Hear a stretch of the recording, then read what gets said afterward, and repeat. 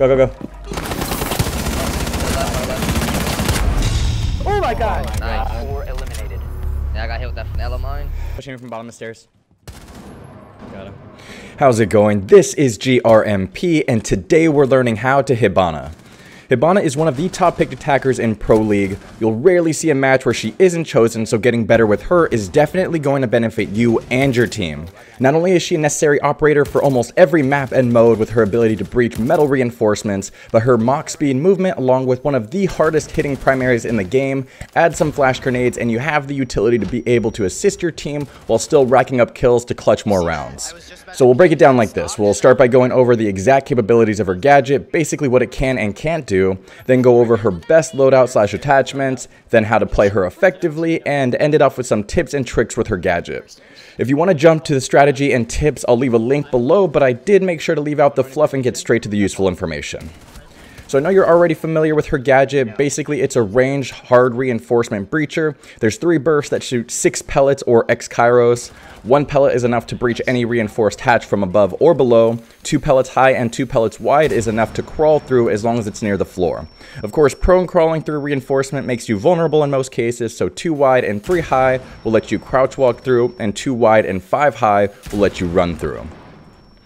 The pellets will not spread further with distance, so regardless of how far you are, the breachable area and accuracy will remain the same, and luckily the laser guide stays the same size regardless of distance as well. The pellets can't attach to shields or barbed wire, but if you can get the pellets to stick to a nearby destructible surface, it will take out the shield the same way an explosive would, just not barbed wire, oddly enough. The X-Kairos have a very small and weak area for explosive effect, so generally you won't get a kill on an enemy who's against the other side of a wall when they go off. Something to keep in mind is that the laser guide can also be seen by enemies, and the time to switch back to either of your weapons is quite long, which makes you very vulnerable, so make sure to be in a safe position when using it or have someone covering you.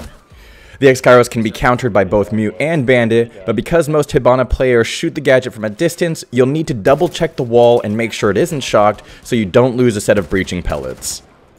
Another way X-Kairos are countered is just by destroying them. 1 impact grenade is enough to take out a whole set of X-Kairos, and it only takes 1 bullet to destroy each explosive charge, so have your teammates check angles the enemies might shoot it from. Moving on to her loadout, Hibana has one of the fastest time to kill assault rifles in the game when you can't get a headshot, just behind Ash's assault rifle. She has a great shotgun, but you need to utilize her Type 89 to take advantage of the long range engagements with the ACOG. Just keep in mind that this power comes with the downside of a small magazine size of 21 rounds with 1 in the chamber and some pretty significant recoil. Here's some testing I did on the recoil with 10-round bursts on each attachment. So run the Type 89 with the ACOG like I said before to take advantage of the extra range and accuracy. The vertical grip, since the reduction in recoil outweighs the need for faster ADS time with the angled grip, and I've had a lot of success with the muzzle brake, which I think is what you should use for the muzzle attachment, since you can get more accurate bursts with faster follow-up bursts. I know it says the muzzle brake only helps with first shot recoil, but it actually also gives you a faster recoil reset, which benefits the burst fire a little more than the flash hider.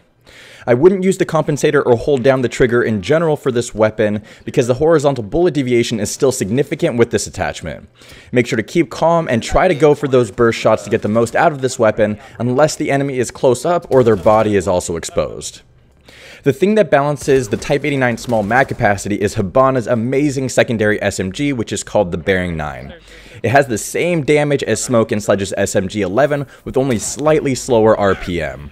This weapon has great damage potential when you're not able to get a headshot and a larger ammo capacity than the Type 89, but again, it has some serious recoil, so whether you choose the compensator or flash hider, you'll need to burst fire when you're not close up.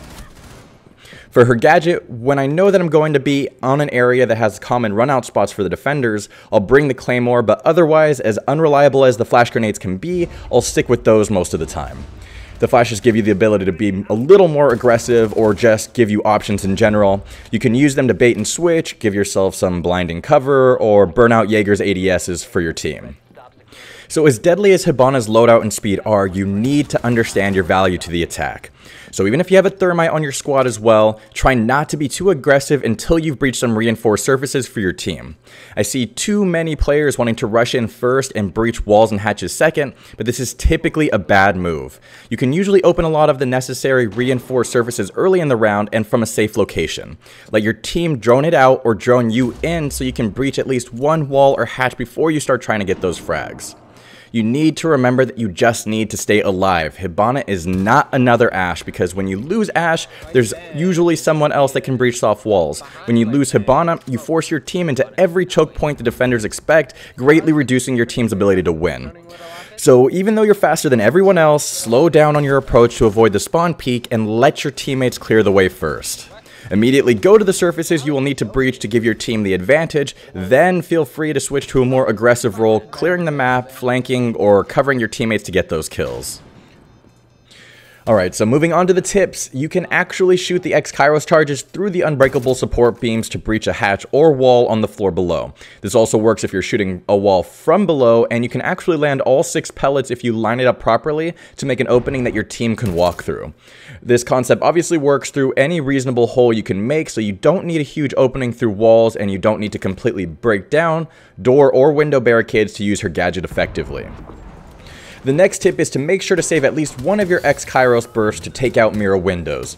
It's really that simple. I see too many Hibana players not taking advantage of this tactic when none of your teammates are countering mirror from above or below. The best way to do it is to land the X-Kairos just below the mirror window so the enemy can't perform the crouch to standing quick peek through the hole you just made.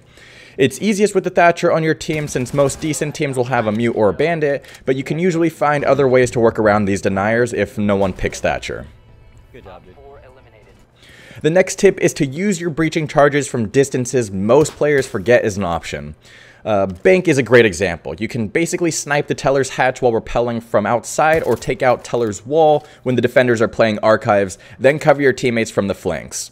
This concept works on a lot of maps. Just remember that the breachable area doesn't expand with distance, so if you have a sight line to a surface, no matter how far you are, you can breach it. Another tip for reinforced hatches, since you only need to land one close to the hatch, you can open up more of the breachable surface for extra sightlines if you angle the charges to the side of the hatch. The last tip is to try different variations of breaching patterns for the X-Kairos.